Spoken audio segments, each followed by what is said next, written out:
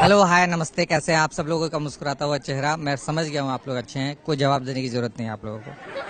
आप सबों को भोजपुरी समझ में आती है, फिर बहुत अच्छा है, क्योंकि मैं आज भोजपुरी में बोलना चाहता हूँ। मेरी बड़ी तलब लगी हुई है।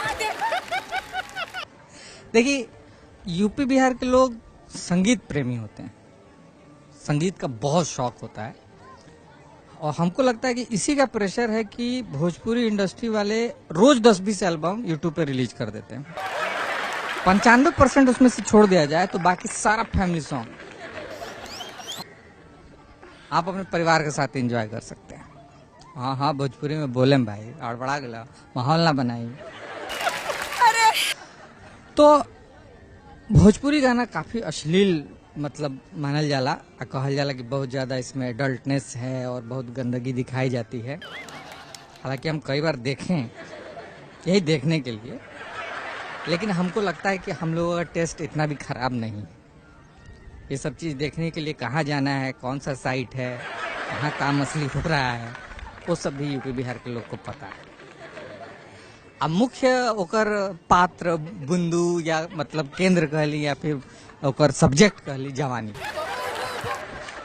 कबो जवानी चढ़ रहल बा, कबो जवानी बेथ रहल बा, कबो जवानी कट रहल बा, कबो जवानी थड़फड़ा रहल बा। मतलब जे कुछ हो रहल बा जवानी के हो रहल बा। आप ये लोग से पूछिएगा कि आप आदर्श किसको मानते हैं। कहिए सन यश चोपड़ा, डीडीएलजी। आप बनाइए सन होली चोलिया के हुक फाटल बा।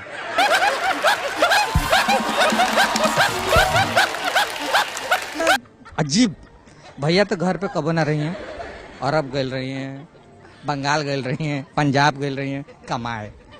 जे काम ये संभल ले बा, देवरा संभल ले बा।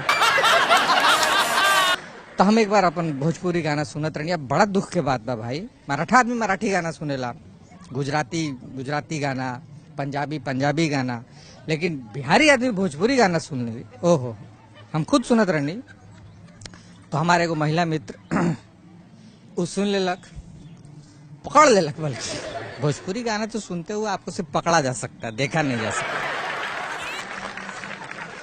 तो वो हमारा समझत रहे पहले, जो कहत रहे कि भाई तुम बहुत मेरे को एकदम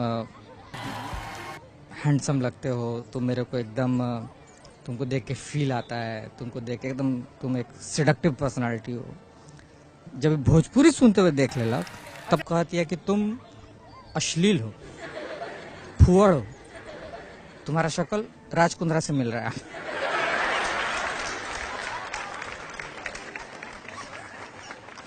बताइए, तो भोजपुरी ब्रांडिंग करे की जरूरत है भाई। इतना ऐसा मतलब छोड़ के चल गए गर्लफ्रेंड कि हम नहीं रहेंगे तुम्हारे साथ, तुम बहुत एकदम तुम्हारा छिछोरापंती है तुम्हारे, छोड़ के चल। हम 2-3 दिन डिप्रेशन में रहनी, लेकिन बतेले बानी बिहारी डिप्रेशन में रह ना पाएला, मोटिवेट कोई ना कोई बात कर देला तो दूसर गर्लफ्रेंड बनेगी। तो खैर, मुद्दा आज के जौन बा, हमरो मुद्दा ये बा जवानी, लेकिन ई वाला जवानी एकनी वाला ना, शुद्ध जवानी। यूपी